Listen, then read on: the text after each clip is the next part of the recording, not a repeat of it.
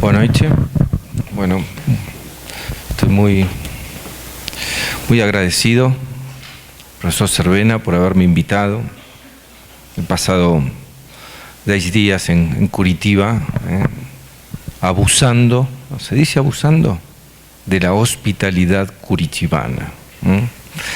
Así que agradezco a la Universidad Federal de Paraná y bueno, la verdad que han sido 10 días muy bonitos. El primer filósofo importante que introdujo la idea de principios implícitos, si bien es una idea que siempre estuvo presente en la ciencia jurídica, pero quien lo introdujo de manera precisa fue Ronald Dworkin en su crítica al positivismo de Hart. Criticando la idea de que el derecho es un conjunto de reglas, Dworkin dice, bueno, criticando la idea del positivismo de que el derecho es un conjunto de reglas identificadas porque fueron creadas por una autoridad competente, Dworkin dice que hay otros estándares jurídicos que no son reglas y que no pertenecen al derecho, de la misma forma en que pertenecen las reglas, y esos son los principios implícitos. Y los principios implícitos están interseccionalmente entre las normas jurídicas. No están escritos los principios jurídicos, pero los principios implícitos, pero reconocemos en las reglas la plasmación, la concretación de ciertos principios implícitos. El ejemplo de Dworkin es una clásica sentencia de la Corte de Filadelfia, Ricks versus Palmer, en donde una persona había asesinado a su tío, pero la ley de Filadelfia no prohibía su derecho a heredar. Entonces reclama la herencia, el patrimonio de su tío, porque él era el sucesor según la ley de Filadelfia. Y no había lo que se llama en el derecho argentino causal de indignidad, no sé si aquí se llama igual. Entonces reclamó, dice, bueno, yo soy heredero forzoso de mi tío y quiero que se me reconozca mi derecho a la herencia. Y el tribunal, y no había ninguna regla que excepcionara ni a los asesinos ni a los homicidas. Sin embargo, el tribunal dijo que hay una regla implícita, que es que nadie se puede beneficiar de su propio accionar ilícito, y con esa regla le denegó el derecho a heredar. Con este ejemplo, Dworkin dice, bueno, este principio no está escrito en ningún lado. Sin embargo, los tribunales constantemente razonan sobre la base de este tipo de principios implícitos. Claro que, hasta donde yo sé, no ha habido una formalización, no ha habido un intento, hasta donde yo sé, no ha habido un intento de formalizar, de hacer una lógica para los principios implícitos. Quizás el intento más cercano, pero no tanto de formalizarlo lógicamente, sino de precisar la idea de principio implícito, ha sido el de McCormick, que McCormick ha trazado una distinción muy importante, que es la distinción entre consistency, y coherencia, coherence. Para McCormick, la consistencia es una relación entre normas, tal que entre ellas no haya una contradicción normativa. En cambio, para la coherencia es una relación entre principios y reglas. Entonces, un conjunto de reglas puede ser consistente, porque no son contradictorias, pero podrían no ser coherentes. El ejemplo de McCormick es muy simple. Él dice, supongamos un sistema con 2 reglas. Los carros pueden circular hasta 130 kilómetros por hora, y otro que dice los carros amarelos deben circular hasta 80 kilómetros por hora. Aquí. Dice, este sistema normativo sería consistente porque las normas no son contradictorias, una se aplica a los carros amarelos, otra a los carros no amarelos, pero ¿cuál sería la coherencia? ¿Qué sentido tiene distinguir a los carros por su color? Distinto sería la situación, dice McCormick, si existiera otra regla que dijera que los carros de más de 30 años deben ser pintados de amarillo. Entonces ahí se comprendería la razón porque los carros más bellos son carros más inseguros, que contaminan más, entonces disminuir la circulación de los carros más bellos tendría algún tipo de razón. Entonces, sobre esta base, y McCormick se hace dos diferencias, dos formas de coherencia. La coherencia puede servir para explicar un conjunto de reglas, como el ejemplo que acabo de dar, como puede servir para corregir, por ejemplo, un sistema normativo que tenga defectos como ambigüedades, antinomias y lacunas. ¿Por qué? Porque si podemos determinar cuáles son los principios implícitos que rigen las relaciones entre los casos de ese sistema normativo, podríamos resolver las lacunas, podríamos resolver las ambigüedades y podríamos resolver las contradicciones normativas. Así que esta es un poco la idea de el trabajo que quiero presentar, que es sobre la base de, no sé si está todavía escrito, no, sobre la base de Normative Systems, utilizando exactamente las herramientas de Normative System, construir, si es posible, un modelo que dé cuenta de cuál es la lógica de los principios implícitos y que no están escritos, pero que están. Entonces, ¿cómo explicar que algo no está escrito en el derecho, pero es parte del derecho? Incluso dar cuenta de estas dos formas diferentes que tendrían los principios jurídicos implícitos, la forma explicativa, que nos permite simplemente entender cuáles son las razones, en palabras de Jauer, las razones subyacentes de un sistema normativo, y otras funciones, como puede ser una función normativa, en donde si tenemos un sistema normativo defectuoso y si podemos inducir los principios implícitos, tratar de resolver los casos problemáticos con la utilización de estos principios implícitos. Este es un poco el panorama, el desafío, la propuesta que yo trato de afrontar en el trabajo de hoy.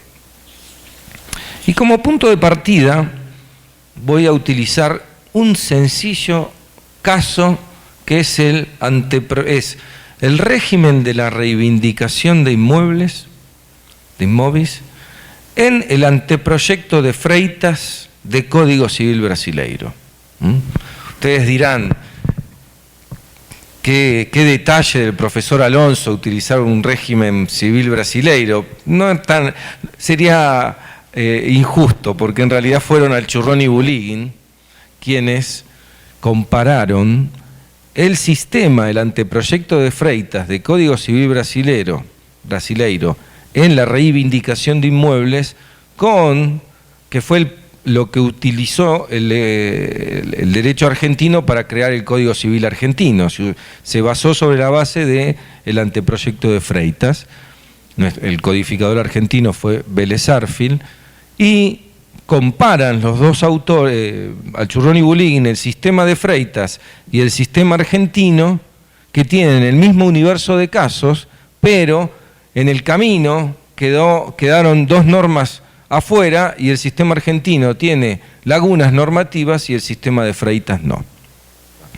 Entonces son tres las circunstancias o propiedades fácticas que haya buena fe del enajenante, el que vendió el inmueble lo haya vendido creyendo, en la creencia de que lo podía transferir, buena fe. Hay mala fe cuando sabía que no lo podía transferir.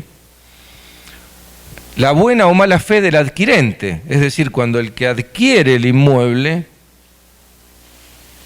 piensa que lo está adquiriendo adecuadamente, correctamente, habrá buena fe, y si hay mala fe es cuando sabe que el que le está vendiendo el inmueble no tenía un buen derecho, un correcto derecho para transferirle el inmueble. Y la última propiedad es si es a título oneroso o título gratuito. Entonces son tres propiedades. Buena fe del enajenante, su negación es la mala fe. Buena fe del adquirente, su negación es la mala fe del adquirente. Título oneroso, su negación es título gratuito. Entonces tenemos 8 casos. El universo de casos es la parte, digamos, izquierda de la matriz del sistema. Tenemos 3 propiedades y tenemos 8 casos elementales. Son los 8 casos de nuestro universo de casos. El primero es que hay buena fe del enajenante, buena fe del adquirente, título oneroso. Segundo, mala fe del enajenante, buena fe del adquirente, título oneroso. Tercero, buena fe del enajenante, mala fe del adquirente, título oneroso. Mala fe del enajenante, mala fe del adquirente, título oneroso, y después se repite lo mismo con título gratuito. ¿Se comprende? Ese es el universo de casos. ¿Y por qué? Porque para construir el universo de casos, Alchurrón y Bulygin utilizan las propiedades que ha considerado el legislador. Y el legislador en este caso, por ejemplo, la primera norma, artículo 3877 del anteproyecto de Freitas, dice: es obligatorio restituir el inmueble si el enajenante actuó de mala fe o lo transfirió de mala fe. 3878, primera parte, es obligatorio restituir el inmueble si el adquirente lo adquirió de mala fe. Y por último, 38782, la segunda parte del artículo, es obligatorio restituir el inmueble si se adquirió a título gratuito. ¿Se entiende? Y la última norma dice: pero si hubo buena fe del que vendió, hubo buena fe del que compró, y la operación se hizo a título oneroso, es facultativo restituir el inmueble. Esto significa que puede conservar el inmueble. Entonces, tenemos ahí el sistema normativo que en el primer caso, buena fe del enajenante, buena fe del adquirente y título oneroso, se puede conservar el inmueble, y en todos los otros casos es obligatorio restituir el inmueble. Esto es importante que se comprenda, porque va a ser el único ejemplo jurídico y vamos a empezar a trabajar con variaciones sobre este ejemplo para entender si es que hay una lógica de principios implícitos. Entonces, la pregunta es, ¿tiene una lógica implícita? ¿Uno puede determinar los principios implícitos de este sistema? Yo voy a proponer 3 principios implícitos sobre la base de la lógica de relaciones. La lógica de relaciones que yo voy a usar es la más básica, como Alchurrón y Bulygin utiliza la lógica deóntica más básica, yo voy a utilizar la lógica de relaciones más básica. Y voy a proponer 3 principios: alfa, beta y delta. El primero va a decir, a ver, vamos a seguir el orden.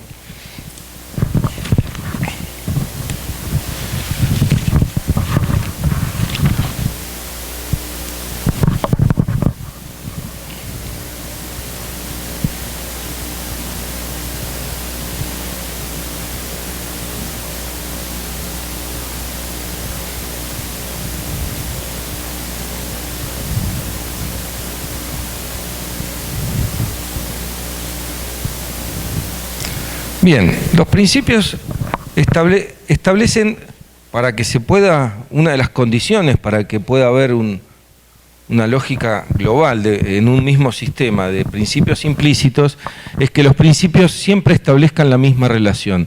En este caso, esta relación es tener un derecho, un derecho mejor o igual. Entonces, alfa que dice que el derecho de quien adquirió de enajenante de buena fe debe ser mejor o igual del derecho de quien adquirió de enajenante de mala fe, siempre y cuando el resto de las circunstancias se mantengan constantes. Esta es una cláusula que se llama ceteris paribus, que es necesaria utilizarla en lógica de relaciones porque yo puedo comparar solamente de a pares de casos, tal que los dos pares sean iguales en todos sus elementos, salvo en la variable que es objeto de comparación. Ya esto lo vamos a ver con algún detalle. El segundo que dice, el derecho de quien adquirió de buena fe es o debe ser mejor o igual que el derecho de quien adquirió de mala fe, siempre y cuando el resto de las circunstancias se mantengan constantes. Y por último, delta, el derecho de quien adquirió a título oneroso debe ser mejor o igual del derecho de quien adquirió a título gratuito. Eso para mí son los tres principios implícitos y vamos a ver si se verifican. Claro, pasamos a otra forma de explicar este sistema normativo. Alciurroni-Bulligin termina aquí. Alciurroni-Bulligin nos dice, este es el sistema normativo de Freitas, es un sistema completo y consistente, no tiene lagunas, no tiene antinomias o contradicciones normativas. Tiene redundancias, pero las redundancias son problemas de presentación, no son problemas que afecten a la conducta. Probablemente en la vida diaria, por ejemplo, como yo a mi filia le digo que coma o que no vea la televisión cuando llanta, etcétera, etcétera, la redundancia es importante en términos pragmáticos, le tenga que decir 3 o 4 veces la misma norma. Pero en los sistemas jurídicos este aspecto pragmático de la redundancia es irrelevante, con lo cual no es un defecto, sino que es un problema, es una cuestión de presentación la redundancia normativa. Bien, lo que voy a hacer ahora es presentar estos tres principios implícitos y voy a ordenar todos los casos de este universo de casos sobre la base de estos tres principios implícitos, con la ventaja de que los tres principios establecen la misma relación, tener un derecho mejor o igual que. Y la ordenación es la siguiente. Es eso que está ahí. Parece medio complicado, pero creo que lo vamos a poder entender. Fíjense, vamos a ver. El cuadro de la izquierda es todo título oneroso y el cuadro de la derecha es todo título gratuito. Por eso, aquí tenemos título oneroso en la izquierda medio al medio y aquí tenemos título gratuito. Y después, dentro de cada cuadro tenemos buena fe del enajenante, mala fe del enajenante, buena fe del adquirente, mala fe del adquirente. Entonces tenemos todos los casos. Fíjense el caso 1, título oneroso, buena fe del enajenante, buena fe del adquirente. Es el caso 1, título oneroso, buena fe del enajenante, buena fe del adquirente. El caso 2, título oneroso, mala fe del enajenante y buena fe del adquirente. Caso 2, título oneroso, mala fe del enajenante. ¿Entienden cómo está ordenado? Perdón. Bien. Entonces, cada flecha explica la relación que hay entre cada caso. Por ejemplo, las flechas que son verticales representan beta. ¿Ven? Todas las flechas verticales representan beta. ¿Por qué? Porque los casos son iguales, salvo que el de arriba hay buena fe del adquirente y el de abajo hay mala fe del adquirente. ¿De acuerdo? Beta es la flecha vertical. Todas las flechas horizontales representan a alfa. ¿Por qué? Porque los casos que están unidos con las flechas horizontales del lado izquierdo es igual que del lado derecho, salvo que en el lado izquierdo hay buena fe del enajenante y en el lado derecho hay mala fe del enajenante. Por último, delta es la diagonal. Entonces, por ejemplo, el caso 3 con el caso 7 tiene los mismos componentes, salvo que el 3 hay título oneroso y el 7 hay título gratuito. ¿Se entiende? ¿Se entiende cómo funciona el diagrama de coherencia? Entonces, ¿qué nos muestra? Primero, esta es la función explicativa del diagrama de coherencia. ¿Por qué? Porque nos explica cuáles son las relaciones internas de los casos del universo de casos. Y como es la misma relación la que establece cada uno de los principios, yo puedo ir comparando, porque estas relaciones, no lo expliqué antes, tienen dos características, y la más importante es que es transitiva. Entonces, si uno tiene un derecho mejor o igual que 2, y 2 tiene un derecho mejor o igual que 3, 1 tiene un derecho mejor o igual que 3. Entonces, ¿qué vemos? ¿Qué es lo que podemos concluir cuando un sistema normativo uno puede inferir los principios implícitos? Primero, que todos los casos al menos son, digamos, hay como una garantía de mínima comparación. Todos los casos, un caso es al menos comparable con otro caso. Y además, que el caso mejor posicionado, que es el 1, y el caso peor posicionado, que es el 8, son comparables con todos los casos del universo de casos. Fíjense, el 1 es comparable con el 2 por alfa, el 2 con el 4 por beta, el 4 con el 8 por delta. Del 1 al 8 podemos pasar por cualquier lado que queramos. Podemos recorrer el camino del sistema pasando por todos los casos del universo de casos. Eso lo que nos muestra es que los casos piso, que es el peor posicionado, y techo, que es el mejor posicionado del sistema, son comparables con todos los casos del universo de casos, si es que se verifica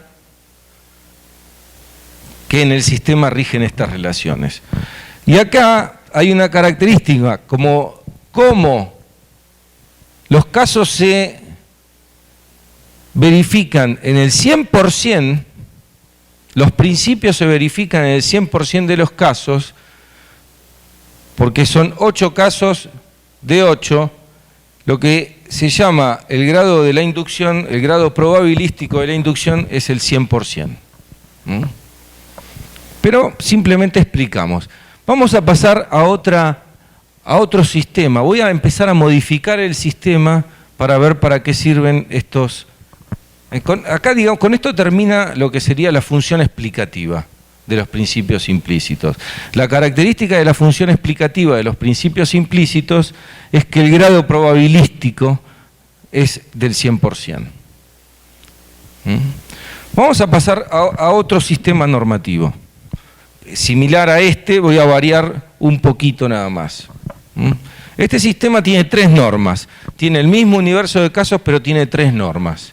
Las normas dicen: si hay buena fe del enajenante, buena fe de adquirente y título oneroso, facultativo restituir el inmueble. Es igual a la norma de Freitas del caso 1, es la misma. Y después tenemos 2 normas. Si hay buena fe del enajenante y mala fe del adquirente, obligatorio restituir el inmueble. Si hay título gratuito, obligatorio restituir el inmueble. ¿Me siguen? ¿Se comprende? Fíjense, el sistema, ¿cuántas lagunas tiene? ¿Hay alguna laguna? 2 lagunas normativas. El sistema tiene 2 lagunas. Una laguna en el caso 2 y una laguna en el caso 4. Vamos a ver entonces, voy a pasar ahora al diagrama de coherencia, voy a aplicar los mismos principios y voy a ver si aplicando los principios puedo resolver la laguna normativa. Las 2 lagunas normativas. Bien, la laguna normativa es en el caso 2 y 4. ¿Lo ven? ¿Ven dónde está la laguna?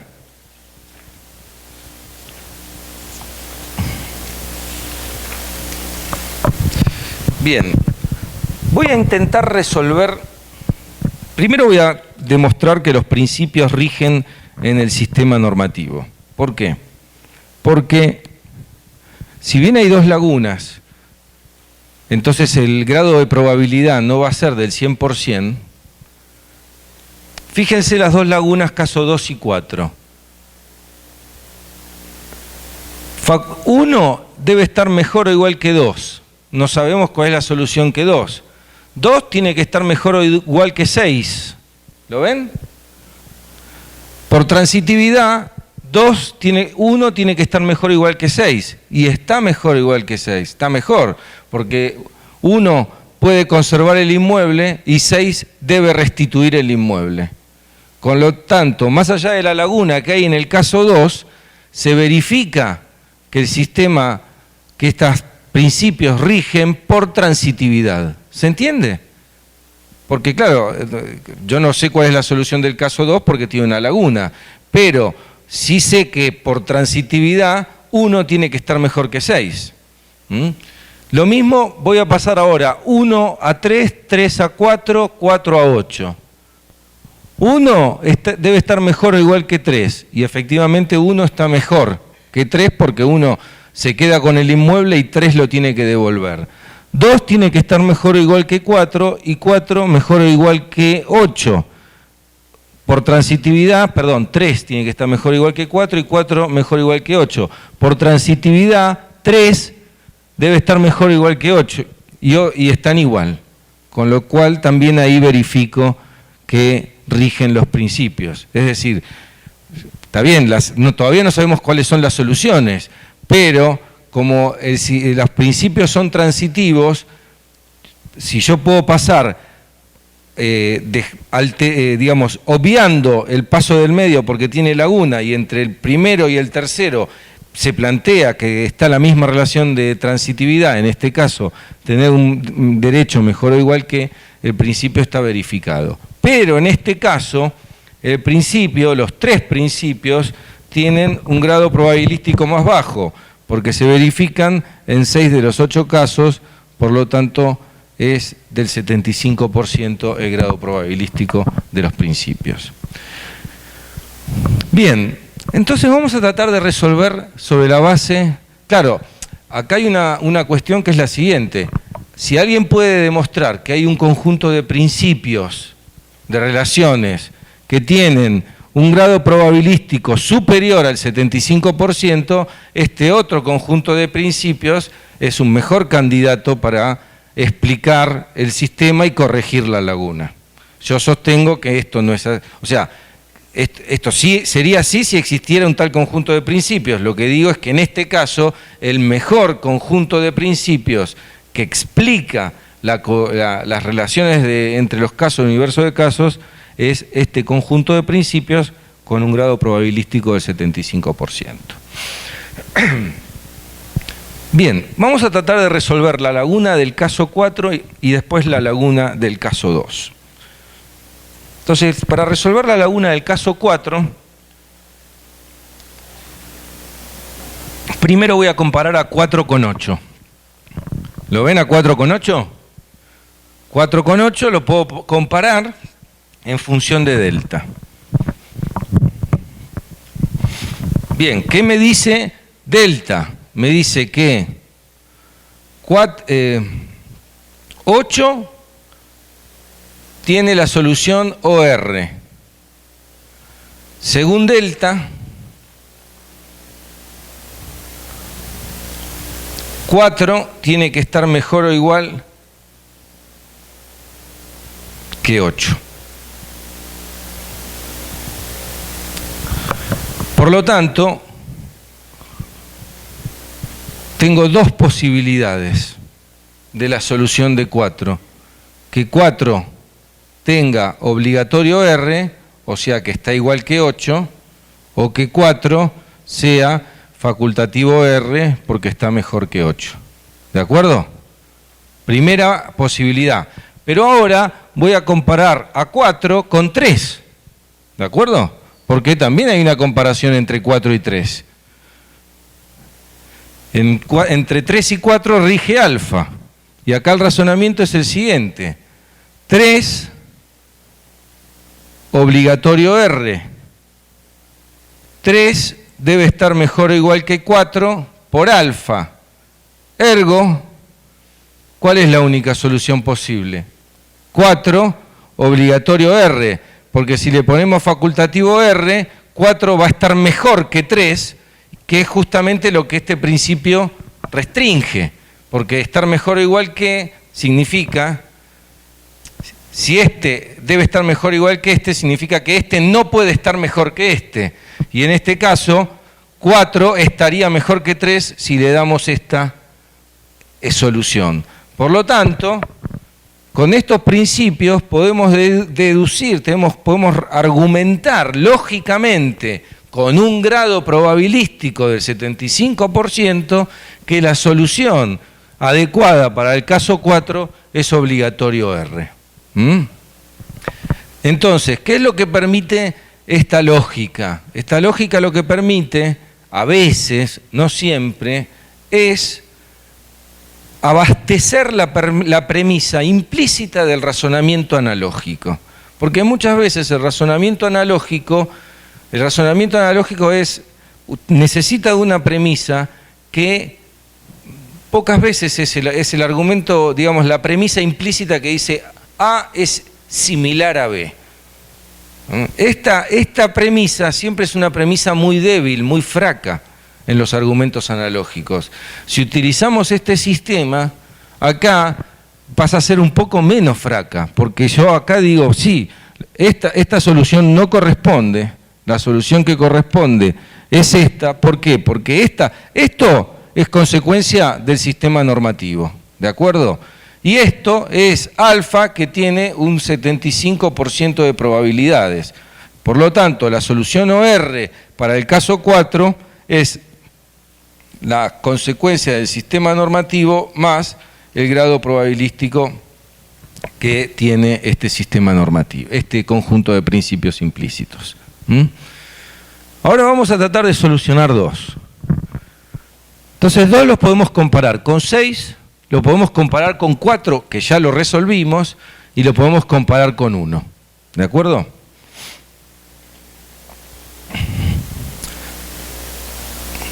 Entonces empecemos por el caso 2 con 6. El caso 6, obligatorio R.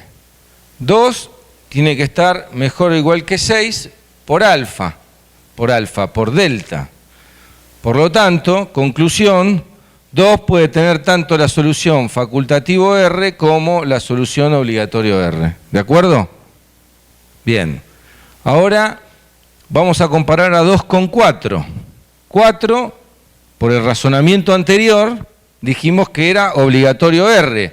Pero acá, fíjense, acá esto es consecuencia y acá es 75%.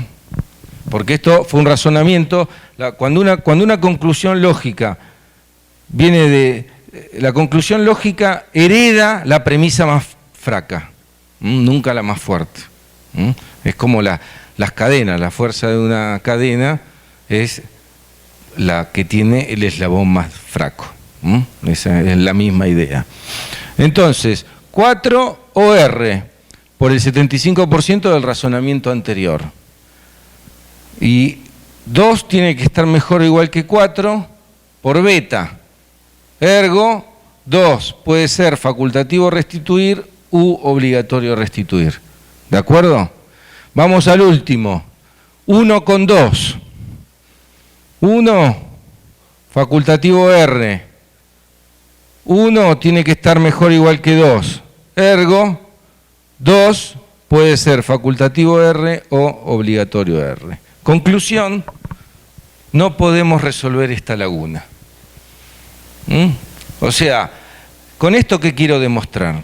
Que se pueden hacer muchas cosas, pero todos los caminos tienen aspectos fracos. Uno no puede decir, Porque yo podría haber elegido un ejemplo en el cual resuelvo la laguna y todos hubieran dicho, bueno, qué sistema lógico fantástico porque he resuelto la laguna. Pero no, yo modifico el sistema a propósito para elegir un caso en donde la solución a la laguna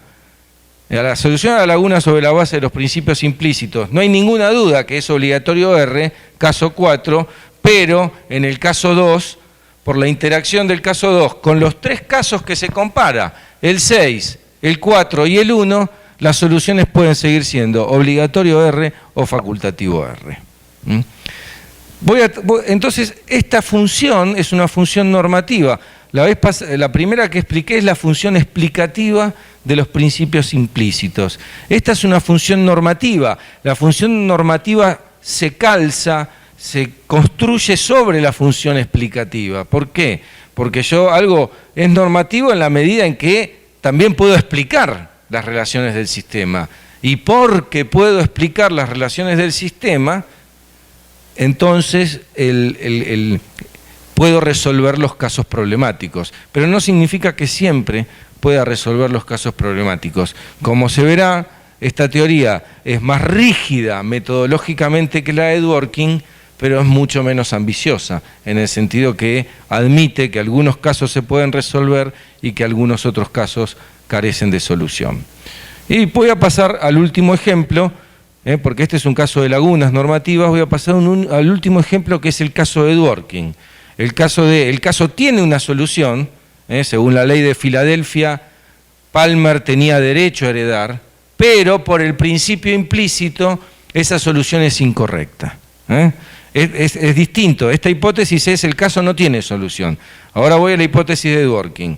El caso tiene solución, pero vamos a ver que es una solución incoherente.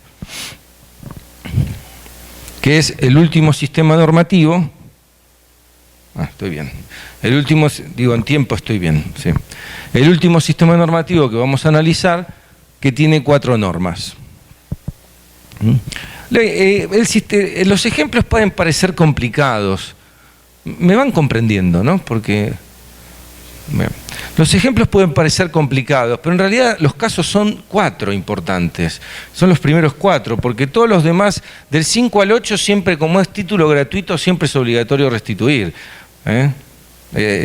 Uno puede, en cuanto uno ya se empieza a familiarizar con la matriz del sistema y con el diagrama de coherencia, las cosas son mucho más simples.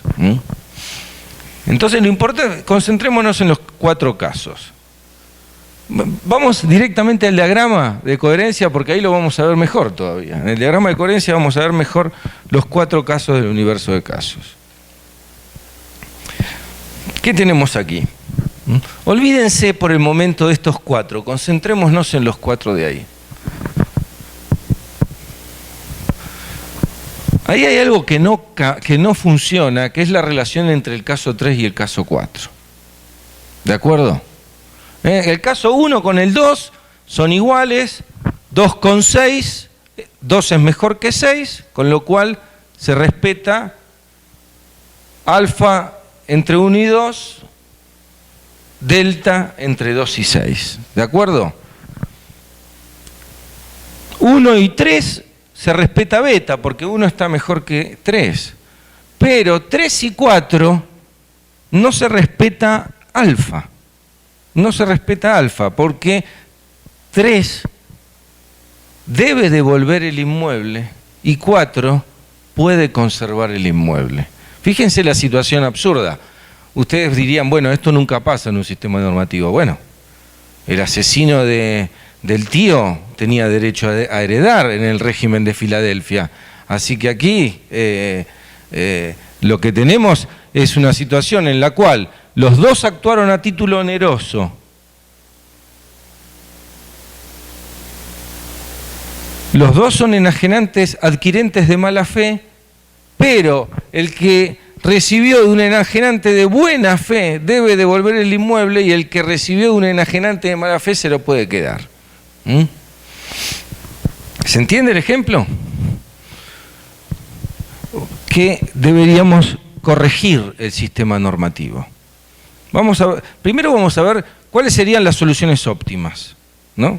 Y después vamos a volver y vamos a decir, ¿pero puede el juez corregir el sistema normativo? Porque es una pregunta también pertinente, relevante, porque el juez no tiene la legitimidad democrática que tiene el legislador para instituir normas y repartir derechos.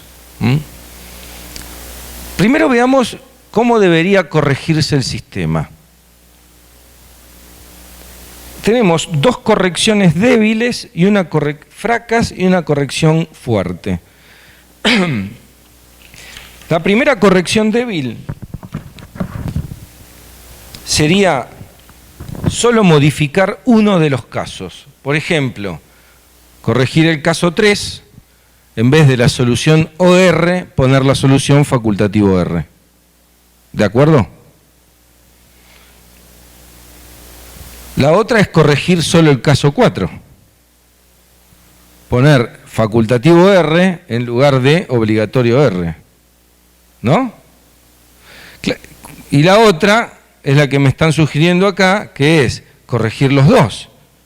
3 en vez de OR, facultativo R, 4 en vez de facultativo R, obligatorio R.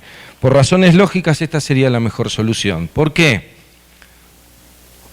Porque si todos los casos de aquí fueran facultativo R, en realidad la única propiedad relevante es que sea título oneroso o título gratuito, porque todos los casos de título oneroso tendrían derecho a conservar el inmueble y todos los casos de título gratuito deberían entregarlo, con lo cual esto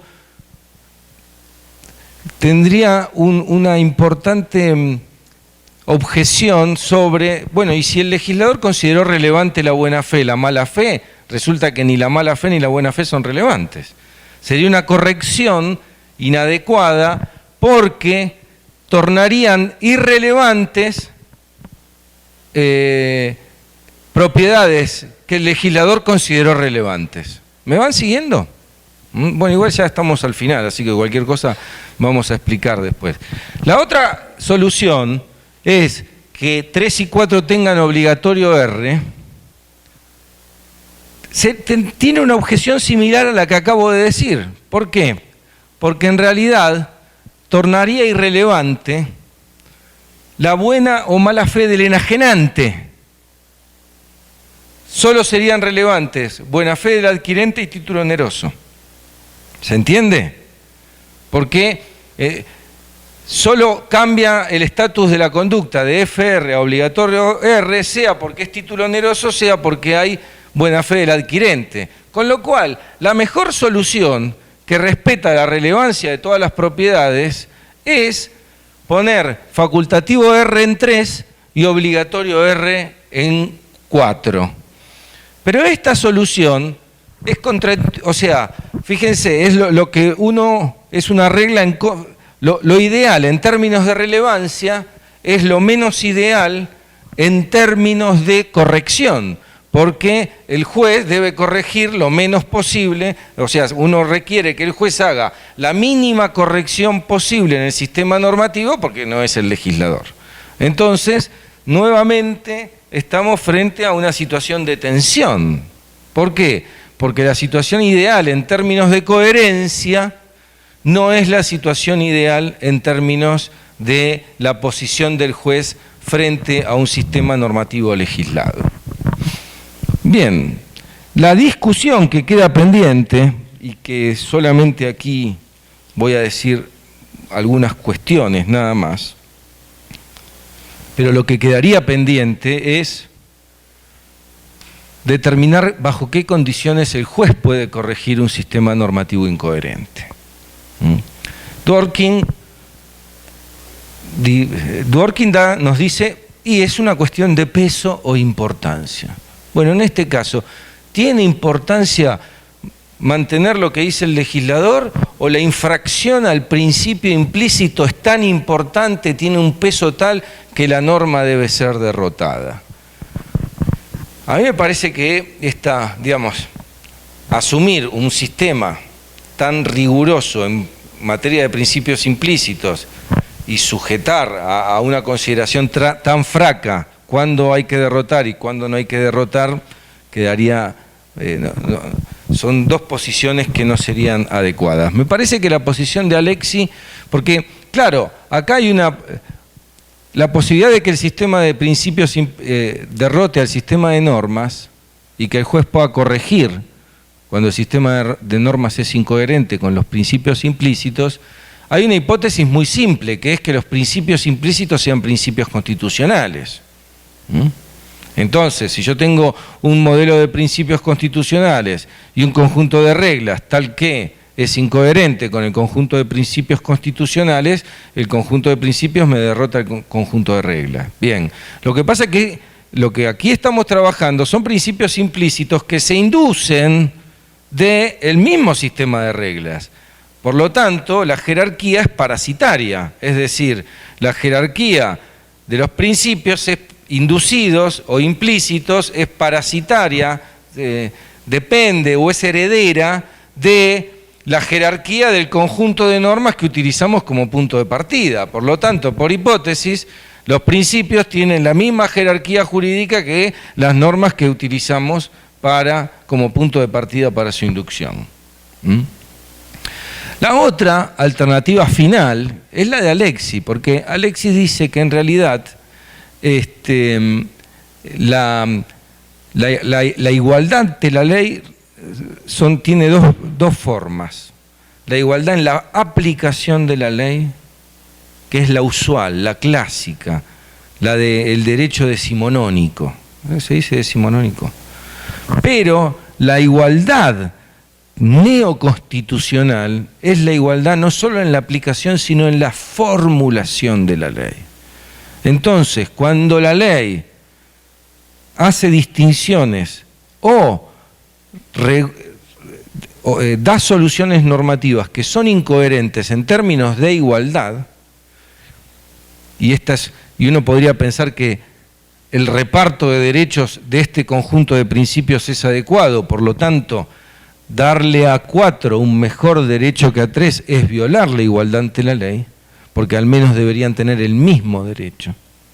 Sería quizás un camino para fundamentar cuando el juez puede modificar un sistema incoherente. Bueno, pero igual esto ya quizás es un objeto de un estudio posterior, porque lo que yo quería presentar en esta conferencia de encerramiento era un modelo posible de lógica de los principios implícitos. Gracias por su atención.